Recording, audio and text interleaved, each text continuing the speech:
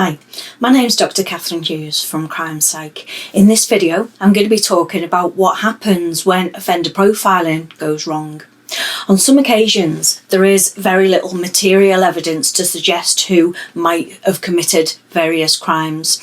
Instances like this, police have turned to profilers to give some insight into the perpetrator based on the behavioural clues which have been left behind during the crime. During the early development of offender profiling, there are cases which have had both a positive and a negative impact on finding the perpetrator. Murder inquiries might be misled or delayed by some psychologists who see themselves as some sort of iconic fictional TV character, such as Cracker or Clarice Starling and so on. These profiles can have a very positive impact on policing, but only if they're applied in the correct way. However, on some occasions, they have been used to attempt to find one single unknown perpetrator of a crime based on behaviours left at the crime scene. Rachel Jane Nicholl was a British woman who was murdered on Wimbledon Common in southwest London on the 15th of July 1992. On that morning, she and her 2-year-old son were walking with the family's dog on Wimbledon Common. While she was passing through a secluded area of the common, Nicholl was attacked by an assailant who sexually assaulted her and murdered her by repeatedly stabbing her and slashing her with a knife. A passerby subsequently found Alexander, her son, unharmed, clinging to his mother's body, repeating the words, "Wake up, mummy." Officers of the Metropolitan Police undertook the investigation, and they were under a lot of pressure to find the perpetrator from the amount of public outrage at the circumstances of the murder, as well as all the press coverage that it gained. In his autobiography called Under the Wig, the barrister in that case writes, "Under the relentless gaze of the media, the investigators turned to a new development in police inquiries, profiling." And then a psychologist, Paul Britton, was asked to create a character portrait of the kind of individual who would have committed that crime. Britton gave the police a description of the man that they should be seeking. Britton proposed that he would be sexually repressed and a loner who lived alone. He also lived close to the crime scene. He said that he would be in his 20s or 30s and have an interest in the occult and in knives.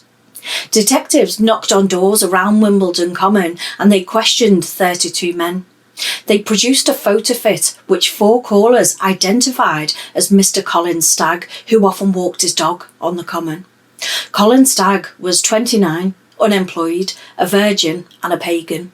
A woman with whom he'd corresponded with via a Lonely Hearts advert contacted the police to say that he'd shared graphic sexual fantasies with her.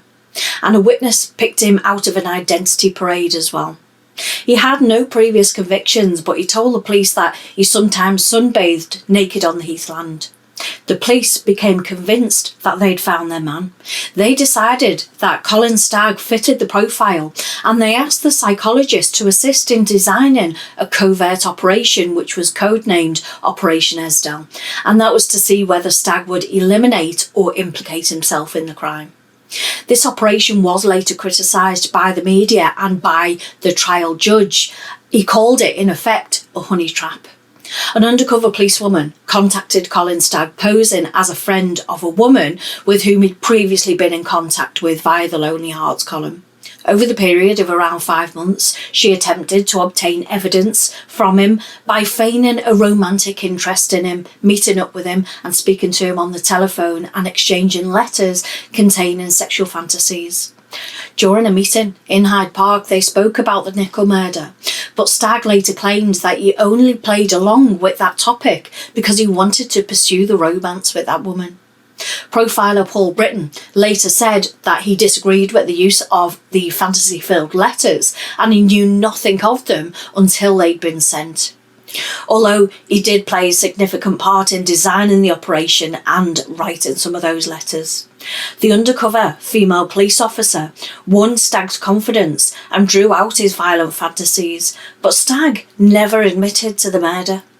Police released a taped conversation between the police officer and Stagg in which she claimed to enjoy hurting people, and it can be heard Stagg mumbling please explain, as I live a quiet life. If I've disappointed you, please don't dump me. Nothing like this has ever happened to me before. She went on to say, if only you'd done the Wimbledon common murder. If only you'd killed her, it would be all right. But Stagg replied, I'm terribly sorry, but I haven't. Believing, on the advice of the Crown Prosecution Service, that there was in fact sufficient evidence to secure a conviction of Stagg in court for the Nicholl murder, police arrested him and charged him on the 17th of August 1993. The case was thrown out of court though, and it was very heavily criticised by the judge for their methods in investigating that crime. Paul Britton faced disciplinary hearings by the British Psychological Society as Stagg had claimed that he'd committed misconduct. In 2002, with more advanced forensic techniques available, Scotland Yard reopened the case. In July 2006, the Scotland Yard team interviewed convicted murderer Robert Napper for 2 days at Broadmoor Hospital. Napper, aged 40 years at the time, had been diagnosed as having paranoid schizophrenia and Asperger's syndrome, and he'd been held at the secure institution for more than 10 years. He'd been convicted of the murder of Samantha Bissett and her 4-year-old daughter, Jasmine, in November 1993, and that was 16 months after Nicholl's murder. On the 28th of November 2007, Napper was charged with Nicholl's murder. In court, Robert Napper pleaded guilty to Nicholl's manslaughter on the grounds of diminished responsibility. Napper was sentenced at a trial to indefinite detention at Broadmoor High Security Hospital for the criminally insane.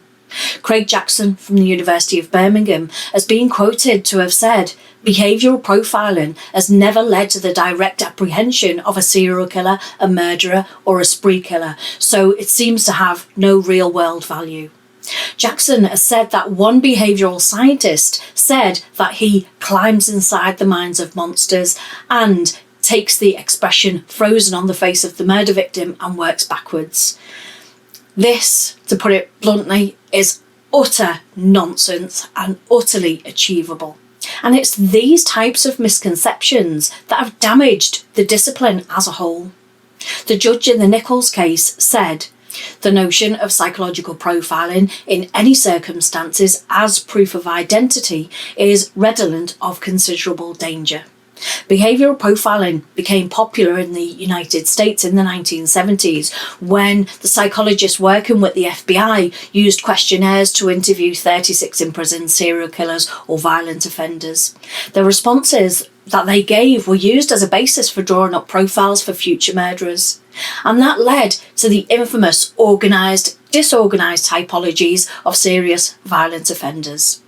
So what does the term offender profiling mean? If you'd have asked me 15 years ago, I would probably have told you that it was looking at a crime scene and being able to tell things about the offender based on the information that was available at the crime scene. I believe that from that crime scene you could tell things such as their motivation, personality, their thinking and their reasoning, maybe even their job or something about their home life, or even the way in which they've been brought up. This view of offender profiling has been popularised by television accounts of profiling. Films such as Silence of the Lambs had me, and perhaps many of you, believing that the FBI had some sort of superhuman qualities that enabled them to see into the mind of the murderer and be able to tell things about them that the average person simply couldn't. But that early classification system was heavily criticised by other academics in the field, but it has been invaluable in paving the way for creating reliable profiles of offenders. Some have suggested that linking aspects of a crime to aspects of an offender in the way that the FBI did is far too simplistic and not very well tested. And when other researchers have looked at solved cases, they've not been able to categorise the scenes as disorganised or organised in the same way. They found that at some crime scenes there was a mix of organised and disorganised behaviour. But they also found that they couldn't reliably link those behaviours to any of the characteristics of the offender that the FBI had done. And because of that, Professor David Kanter coined the term investigative psychology. It started sometime in early 1990, and it grew out of the recognition that there were many ways in which psychology could contribute to criminal and other investigations. It's been suggested that the term offender profiling itself brings about some sort of negative connotations, or connotations of a seasoned detective deducing things about the offender.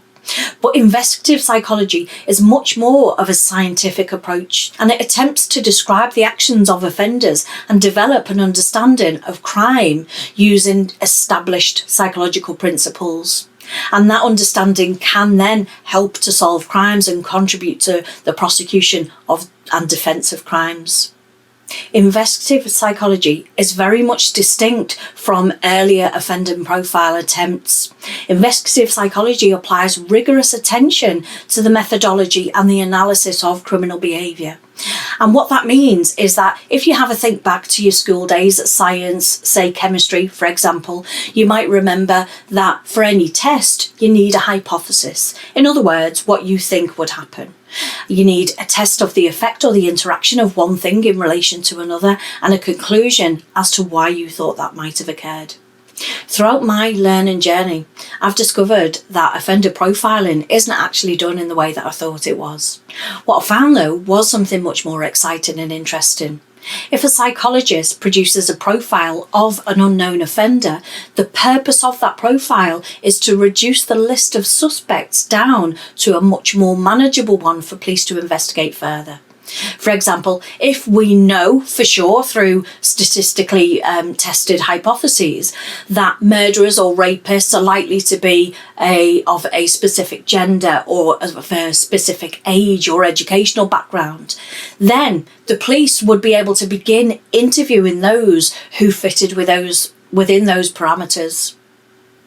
For example, if we know that murderers or rapists are likely to be of a specific gender or age or from an educational background, then the police could begin by interviewing people who fit those parameters.